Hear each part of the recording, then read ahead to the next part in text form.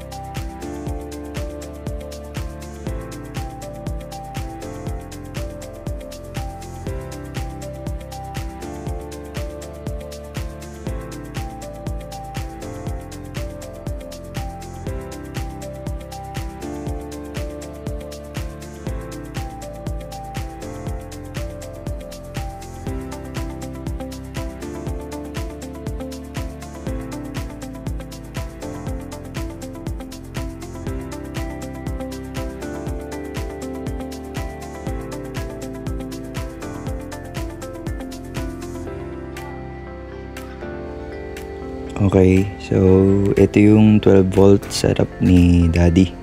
Usually dyan nag-iinit ng tubig. Yan. So libre init tubig.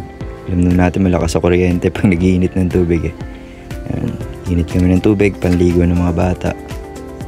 Ayan. Libre lang. Tapos yung ilaw sa bakuran, sa loob ng shop ni Pam.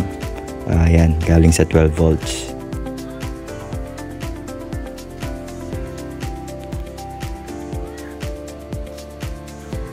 Ayan naman yung 24 volts, ginagamit sa ref, exhaust fan, electric fan, sa ilaw, sa loob ng bahay.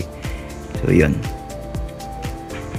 Okay, so ito yung 1.5 na aircon, 1.5 horsepower. So yan, 1 horsepower, powered by 48 volts. So mostly yan sa aircon yan ginagamit, pang umaga, gabi, tanghali.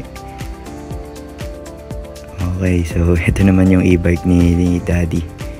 So yan. Lahat talaga dito more on electric na.